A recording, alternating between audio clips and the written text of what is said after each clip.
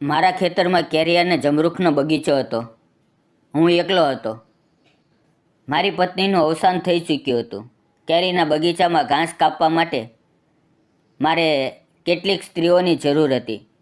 તેથી હું નજીકના ગામમાં સ્ત્રીઓને જોવા ગયો. પણ મને માત્ર એક જ સ્ત્રી મળી. તે ખૂબ સુંદર હતી. તેની ઉંમર આશરે 27-28 વર્ષની હશે, પણ તે વિધવા હતી. હું તેને મારી ગાડીથી ખેતરમાં લાવતો અને પાછી છોડવા જતો. એક દિવસ બપોરે ખેતરમાં કોઈ નહોતું, માત્ર હું અને તે. અમે બંને જ હાજર હતા. તો નમસ્કાર દોસ્તો, મારું નામ ગણેશ છે. મારા લગ્ન કેટલાક વર્ષ પહેલાં થયા હતા. મારી પત્નીનું નામ સેજલ હતું. તે ખૂબ સુંદર હતી, પણ એક સામાન્ય બીમારીને કારણે તેનું અવસાન થઈ ગયું. મને આજે પણ એ દિવસ યાદ છે, જ્યારે મેં તેને પહેલી વાર જોઈ હતી. હું તેના ઘરે જોવા ગયો હતો. મારી સાથે મારા માતા પિતા અને કેટલાક અન્ય સગા પણ હતા. જ્યારે તે ચા લઈને આવી, ત્યારે મેં તેને પહેલી વાર જોઈ. તે ખૂબ સુંદર લાગી રહી હતી. તેણે લીલી રંગની સાડી પહેરી હતી, કાનમાં ઝુમકા હતા અને કપા પર એક નાની બિંદી હતી. સીધી લાંબી નાક, ગોરો રંગ, પૂરી ઊંચાઈ અને કાળા રેશમી વાળ. તે ખરેખર ખૂબ સુંદર હતી. પહેલી જ નજરે હું તેના પ્રેમમાં પડી ગયો. જ્યારે તે મારા ઘરે આવી, ત્યારે મેં તેને એક રાજકુમારીની જેમ સંભાળવાનું શરૂ કર્યું. તેને જે કંઈ જોઈએ તે હું લાવીને આપતો. હું તેના પર ખૂબ પ્રેમ કરતો હતો. તે પણ મારા પર ખૂબ પ્રેમ કરતી હતી. તેથી હું ખૂબ કાળજી લેતો હતો. હું ખેતરમાં ખૂબ મહેનત કરતો હતો, પણ તેને કદી ખેતરમાં લઈ ગયો નહીં. તે હંમેશા ઘરે જ રહેતી. પણ અચાનક તે બીમાર પડી ગઈ અને એ જ બીમારીમાં તેનું દેહાંત થઈ ગયું. અમારે કોઈ સંતાન નહોતું. હું પૂરેપૂરો એકલો થઈ ગયો. 1-2 વર્ષ એમ જ એકલતામાં વીતી ગયા. ખાવું પીવું, દિનચર્યા બધું અસ્તવ્યસ્ત થઈ ગયું. મેં ઘણી છોકરીઓ જોઈ, પણ બીજા લગ્ન થઈ શક્યા નહીં. હવે મારી ઉંમર 34 વર્ષની છે અને હું આજે પણ એકલો છું. હું ખેતી કરું છું. મેં કેરીનો બગીચો લગાવ્યો અને જમરૂખનો બગીચો પણ લગાવ્યો.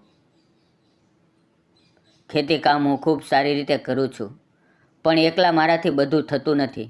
તેથી મારે કેટલાક મજૂરો રાખવા પડે છે. અમારી પાસે એક ગામ છે. ત્યાંથી જ કામ માટે સ્ત્રીઓ બોલાવવી પડે છે.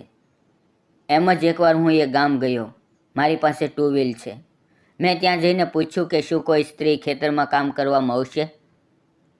ત્યારે એક વ્યક્તિએ કહ્યું, આગળ જઈને એક ઝૂંપડી છે, ત્યાં એક વિધવા સ્ત્રી રહે છે. તેની પાસે પૂછો, કદાચ તે કામ માટે તૈયાર થઈ જાય.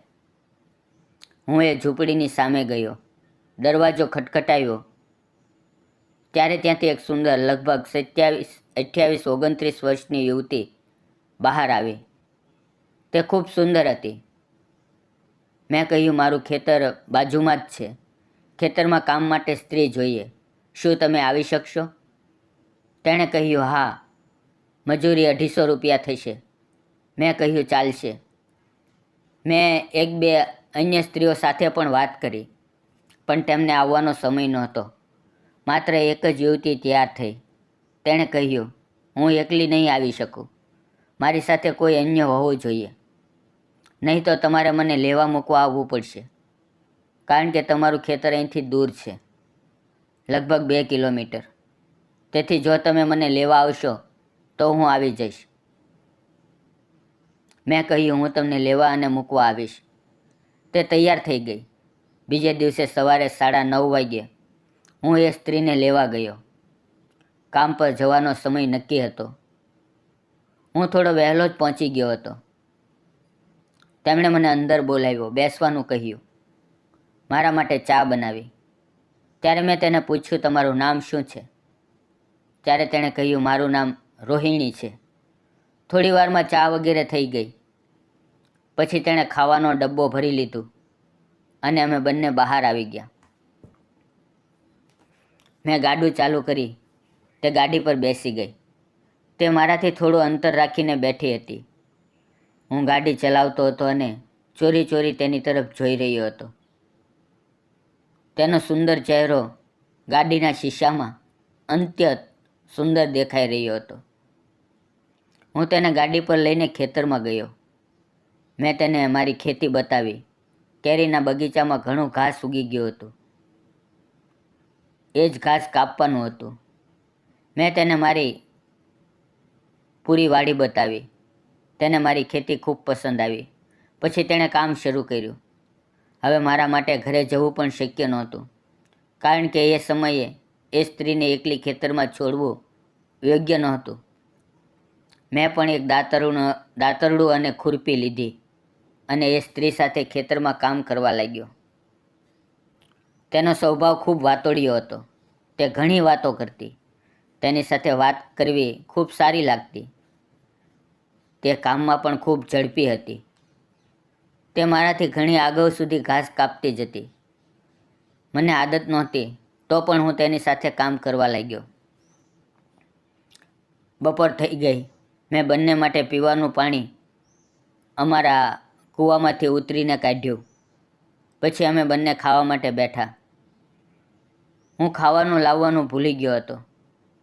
ત્યારે તેણે કહ્યું, આવો આપણે બંને થોડું થોડું ખાઈ લઈએ. તેણે મને એક થાળીમાં એક રોટલી, લીલા મરચાંની ચટણી અને થોડી શાકભાજી આપી. તેણે ખૂબ સારું ખાવાનું બનાવ્યું હતું. ખેતરમાં ખાવું કંઈક વધારે જ મીઠું લાગે છે અને મહેનત કર્યા પછી ભૂખ પણ વધારે લાગે છે. એટલામાં મારું પેટ ન ભરાયું. મને હજુ પણ ભૂખ લાગી હતી, પણ હું ડબ્બો લાવવાનું ભૂલી ગયો હતો. તેથી એ શક્ય ન થઈ શક્યું. હવે ધીમે ધીમે 1-2 દિવસ વીતી ગયા. લગભગ અડધું ખેતર સાફ થઈ ગયું હતું. ધીમે ધીમે અમારી સારી ઓળખાણ થઈ ગઈ. તેણે મને પૂછ્યું, તમારા ઘરમાં કોણ કોણ છે? મેં કહ્યું, મારા થોડા વર્ષ પહેલાં લગ્ન થયા હતા, પણ મારી પત્નીનું અવસાન થઈ ગયું. હવે હું એકલો રહું છું. આ મારી ખેતી છે. આ બધું હું એકલો જ કરું છું. ઘણી છોકરીઓ જોઈ, પણ કોઈ છોકરી મને મળી નહીં. એમ જ વાત કરતાં કરતાં મેં પણ તેના વિશે પૂછ્યું. તે બોલી, મારી પણ તમારા જેમ લગ્ન થયા હતા, પણ મારા પતિને તે ક્યાં ગયો કંઈ ખબર જ ન પડી. હવે લગ્નને 8-9 વર્ષ થઈ ગયા છે, પણ તે કદી પાછો ફર્યો જ નહીં. કોઈ કહે છે તેનો અકસ્માત થયો અને તે મરી ગયો. પછી કોઈક રીતે અમારી સારી ઓળખાણ બની ગઈ. હવે અમે દોસ્તની જેમ વાતો કરતા. રોહિણી દેખાવમાં ખૂબ સુંદર હતી. હું રોજ તેને મારી ગાડીમાંથી લાવતો અને છોડતો. શરૂઆતમાં જ્યારે તે ગાડી પર બેસતી તો મારાથી થોડી દૂરી બનાવીને બેસતી. હવે તે મારાથી સટીને બેસવા લાગી હતી, કારણ કે તેને મારો સ્વભાવ પસંદ આવ્યો હતો. મેં કદી પણ તેને ખરાબ નજરે જોઈ નહોતી. હું તેને માત્ર પ્રેમની નજરે જોતો હતો. તે મારી સાથે હસી હસીને વાતો કરવા લાગી. એકવાર વરસાદની ઋતુ બની ગઈ. આંબાના વૃક્ષો હવે ઘણા મોટા થઈ ચૂક્યા હતા. બપોર થઈ રહી હતી. વરસાદ ઝડપથી પડવા લાગ્યો. અમે બંને વરસાદથી બચવા માટે કંઈ સાથે લીધું નહોતું. ખેતરમાં એક કાગળનું કંબલ હતું. મારું ધ્યાન અચાનક તેના પર ગયું. હું દોડીને તે લઈ આવ્યો અને અમે એક આંબાના વૃક્ષ નીચે બેઠા. એ કાગળ અમે માથે ઓઢી લીધો. અમે બંને ખૂબ પાસ આવી ગયા હતા. તે મારી આંખોમાં જોઈ રહી હતી અને હું તેની આંખોમાં જોઈ રહ્યો હતો. વરસાદ અચાનક બંધ થઈ ગયો. રોહિણી શરમાઈ ગઈ. પછી તે પાછી ખેતરમાં જઈને કામ કરવા લાગી. હવે હું તેના પ્રેમમાં પાગલ થઈ ગયો હતો. મને દર વખતે રોહિણી જ દેખાતી. સાંજે હું ઘરે ગયો. પણ એ રાત્રે મને ઊંઘ ન આવી. હું પથારીમાં ઇધર ઉધર કરવટ બદલતો રહ્યો. હું રોહિણીનું સપનું જોઈ રહ્યો હતો. રોહિણી મારી આંખોની સામેથી હટતી જ નહોતી. તે ખૂબ સુંદર લાગી રહી હતી. મને વારંવાર એમ લાગતું હતું કે તે મારી સામે જ ઊભી છે. મને તેનો આભાસ થઈ રહ્યો હતો. બીજા દિવસે હું રોહિણીને લેવા ગયો. રોહિણીએ આજે ખૂબ સુંદર સાડી પહેરી હતી. તેણે પોતાના વાળ ખુલ્લા છોડ્યા હતા. કપાળ પર ટીલકી લગાવી હતી, જેનાથી તેનો ચહેરો વધુ નિરખી રહ્યો હતો. ગામથી ગાડી થોડી દૂર નીકળી. હવે આસપાસ કોઈ નહોતું. રોહિણી મારાથી સટીને બેઠી હતી. રોહિણીએ મને અચાનક ગળે લગાવી લીધું અને મારા ખંભે માથું મૂકી દીધું.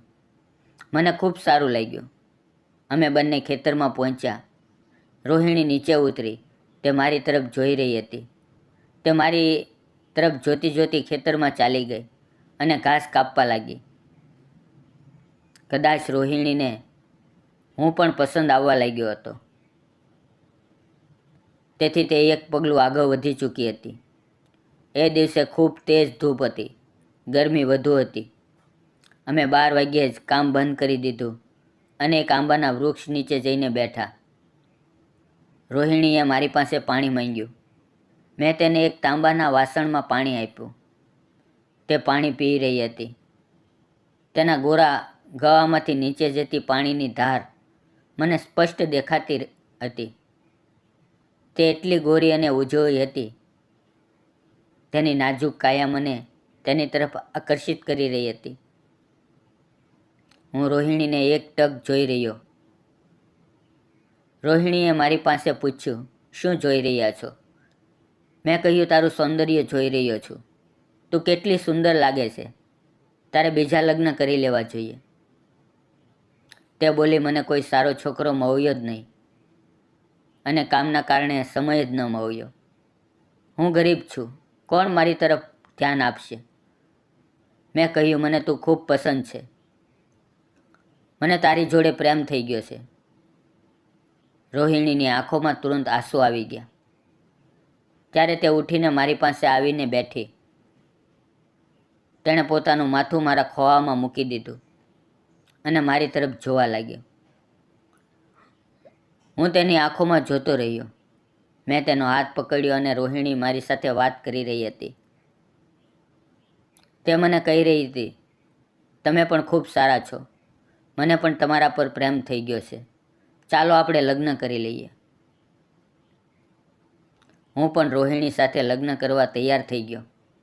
હવે રોહિણી રોજ કામ પર આવવા લાગી. અમે બંને એકબીજાને મળતા. હવે અમારા બંનેના દિલ મોહી ચૂક્યા હતા. કેટલાક દિવસો પછી અમે ગામના મંદિરમાં જઈને લગ્ન કરી લીધા. હવે રોહિણી અને હું અમે સાથે રહીએ છીએ. અમે બંને ખૂબ ખુશ છીએ. સમાજે અમને બદનામ કરી દીધા, પણ અમે તેની વાતોની પરવાહ ન કરી. હવે તે મા બનવાના સપના જોઈ રહી છે. હું પણ પિતા બનવાનું સપનું જોઈ રહ્યો છું.